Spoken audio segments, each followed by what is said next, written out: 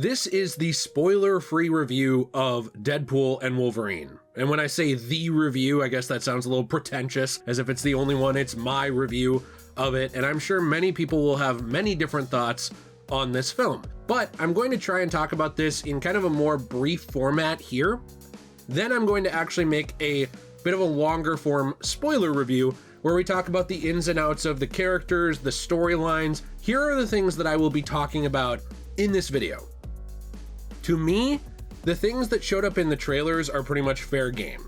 So for example, if, we saw a character cameo in a trailer, I don't really consider that a spoiler anymore. That's just me.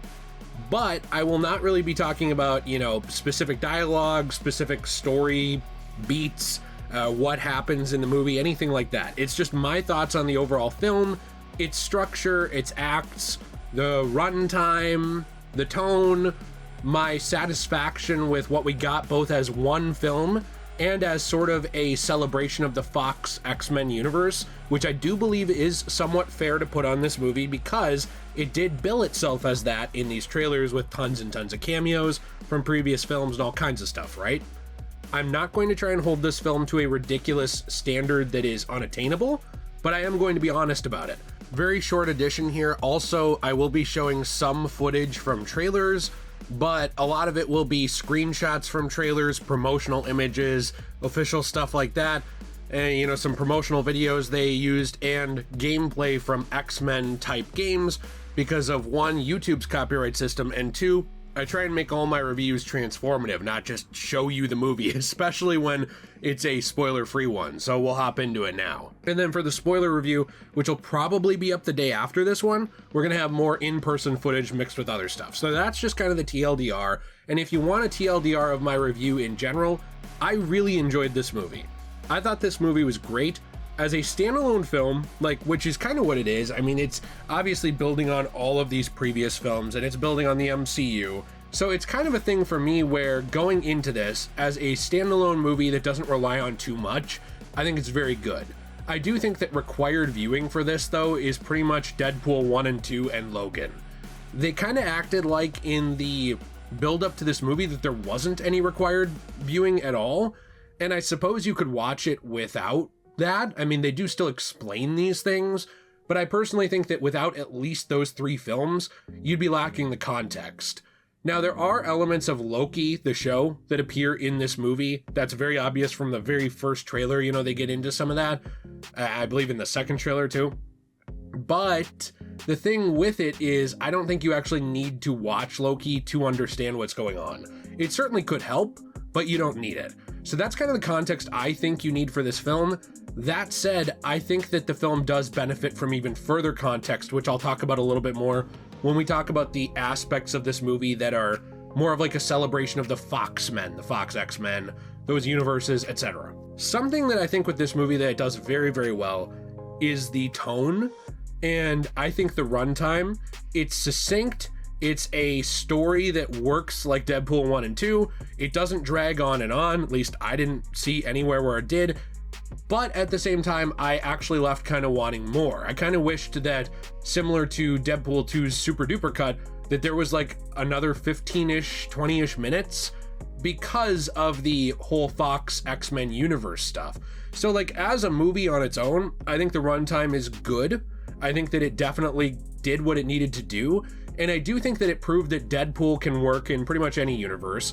I think it proved that Disney actually was willing to handle Deadpool well, something that I'm shocked about because years ago during the Fox acquisition, that's something that I was actually worried about.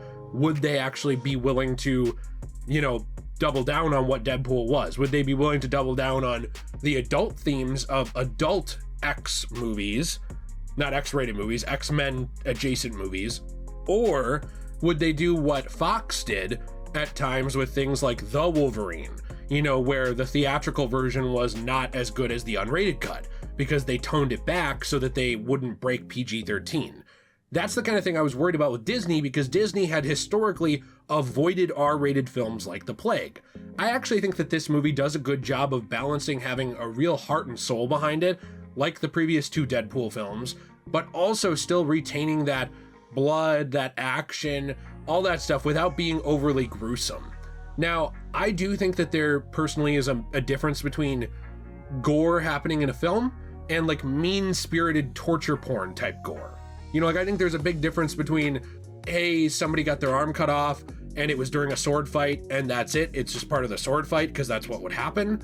Or, hey, let's like show a torture victim in a bathtub getting their organs harvested and a bunch of ridiculous stuff, and we'll zoom way in on it and make you want to puke in the theater. There's big differences between those two to me, personally. Like if I want to see someone get their kidneys harvested, I'm sure I could go to the dark web. I don't really want to find that in my entertainment. Not endorsing it, just saying I'm sure it's out there. So for me, I think Deadpool was something where you have to be really careful with it. You know, like, do you go over the line? Like Deadpool's humor is purposely over the line in order to try and, you know, shock audiences, like, whoa, Disney's back, but now they're edgy. Or do you try and tone it way back and be like, oh gosh, fellas, Mickey Mouse here to drop a new Deadpool flick? Or do you find that balance? I think they found that balance. That's something I love. There's a lot of concerns with Hugh Jackman returning, which these things fall under the Fox X-Men universe celebration. This is all stuff that I can get into way more in the spoiler review. What I can say about that is that for the most part, it does make sense and it is done very well. I can't really tell you anything specifically about this Wolverine because that would be getting into spoilers, very major ones. So like, I'm not going to do that. But what I can tell you is that it does make sense and work. The things, and I will say also, Hugh Jackman brings 110% to the role again. Fantastic. There's lots of references, lots of stuff like that to things that you will care about without really sullying them. The problem I do have with this movie is that because of being a celebration of Fox X-Men, like I said, as a standalone film, you have a good structure, you have a good narrative, you have a good plot, you have quality interactions, quality dialogue, a great dynamic with Deadpool and Wolverine, and a great dynamic with other characters that appear.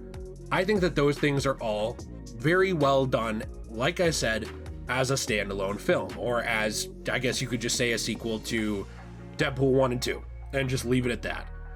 A big problem I did have with this movie is that because of its runtime, there are certain characters that I think if you did want to celebrate that universe, which again, they really did kind of push in the marketing and stuff like that, as well with cameos and different various things, I think that you really needed to have a little more runtime. I think that you really needed to have a couple more characters show up. And I do think that there would have been a very alternate, different way to handle the main thread of the movie if you had more time. I would say that certain villains in this movie don't show up enough, in my opinion.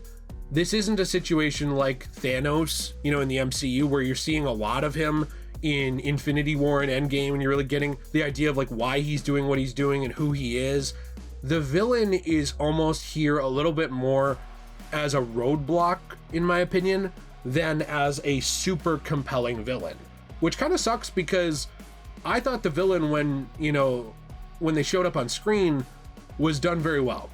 There were a lot of human elements to this character, but I do think that there are a lot of references to things in this movie that don't have time to breathe. Now, I know that they make jokes about gratuitous cameos in the MCU and all kinds of stuff like that. I will say, though, that when you have a 2-hour and I believe 8-minute film, which is a little shorter than I would say the standard-ish MCU film is now, I think now superhero movies kind of typically push more towards like 2 hours and 20 minutes to 2 hours 30 minutes-ish. That's just kind of my guesswork off the top of my head. I think that you run into some of the problems that previous X-Men films actually had. Films like Dark Phoenix, believe it or not, where a little bit more running time, a little bit more breathing time, just a little, could alleviate some of the burden that film has to carry, because it is carrying the burden of previous films on its back, along with being its own movie. That's what happens when you are part of a franchise. Now, that doesn't make Deadpool and Wolverine bad at all. It just means that there's some characters I think this movie would have benefited from seeing, and that there are some ways that I think they could have handled different elements that could have been done a little differently if there was like an extra 15 or 20 minutes. That's all. It doesn't make it bad. Like, I don't give movie scores, but I do think that this movie is really a great film, and I really do enjoy it as somebody who enjoys all the previous Fox movies. For the most part, there's some clunkers in there, but I actually still have fun with them. I enjoy a lot of the MCU, but not all of it. I think that it was done very well from both those standpoints, standalone film and celebration. It's just that as a celebration, I think you needed more room to breathe. And as a standalone film, because of trying to use some of that short runtime to be the celebration, it also cuts short certain elements of the film a little bit in terms of runtime, of maybe various scenes that could have been a little longer and more intimate if they weren't trying to do celebration. So when you're trying to do both, I think that's very difficult. They kind of got the best of both worlds. I'm sure someone's going to leave this thinking I don't like it. I really like this movie. I like the action in it.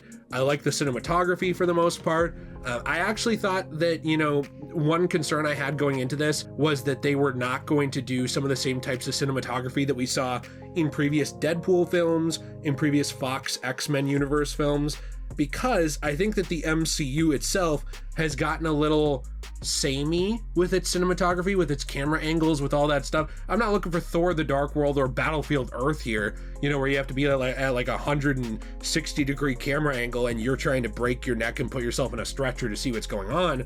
But I do think that when, they're pretty much just static shots in the normal MCU a lot of the times without a lot of clever transitions or anything like that, or angles, I think it's easy for people to pick it apart from cinematography. I think that this movie did a very good job not falling into that same rut as a lot of more recent MCU films have, where they all kind of look samey.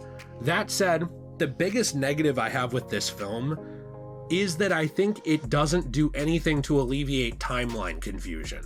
Someone's going to go in the comments and they're going to say, actually it does. I will explain to you why in my spoiler review in a day or two, like I said, hopefully tomorrow, why I think it doesn't.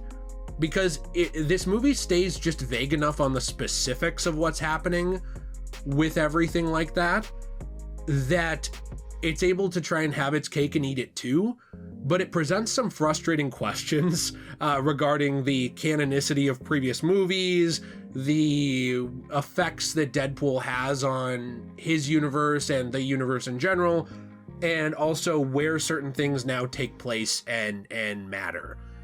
I don't think this movie in any way ruins Logan. I've seen some people try and argue that online. I don't see how. I don't see a single iota of a way of how this ruins Logan in any way. I didn't see that at all. I didn't really see this ruin anything from the Fox X-Men universe. And I think that there are a lot of fourth wall breaks and a lot of fourth wall explanations for some of the shenanigans going on in the background of the film that are more important than the actual nitty-gritty of the mechanics of what's going on. So what I mean is, if you have timeline A, B, and C, and I'm making these up in a hypothetical movie, this is not what happens, and you're wondering, well, where does this thing take place? If timeline A might affect B, or is B actually C? Those kinds of weird things that time travel, variants, multiverse stuff, even the Fox X-Men universe in the past, like with Days of Future Past, all those things get into. I think it's very easy to get lost in the mechanics of how those kinds of things work, especially if you're a nerd like me. Whereas I think a lot of things are more explainable through a fourth wall or real world lens than in the lens of the way that it is portrayed in continuity of a film. That's my honest opinion about it. I think that if you liked the previous Deadpool movies, you'll like this. I think if you liked Hugh Jackman ever as Wolverine, regardless of, which version you were watching or any of that stuff, you'll like it. I think if you're worried that this is going to ruin Logan, it doesn't. I think there's going to be a lot of debate about certain things with this movie in terms of all of that specific nerd stuff that I just talked about. And you're going to see that pretty much forever. The same way you see those debates about Days of Future Past and Logan. Like, well, does Logan take place after DOFP? Does it not? Is there a universe where it does, but a universe where it doesn't? Like, there's always going to be these kinds of arguments. I do think that there could have been more done with this movie to alleviate stuff like that with the Fox universe, with Marvel and Disney kind of, moving in on the mutant stuff. And I do think that there could have been, I guess, a little bit more runtime and room to breathe so that we could have seen a few more people show up from the past, or maybe the people that did could have had a little bit more time to shine. At the end of the day, I know this is called Deadpool and Wolverine. Because of that, it should be focused on Deadpool and Wolverine. I understand that. It's just like I said for the final time, when you're also kind of billing yourself as, remember that guy from that X-Men movie? Remember that guy? Which is what the trailers do in a lot of ways. It's difficult to do that and satisfy everyone.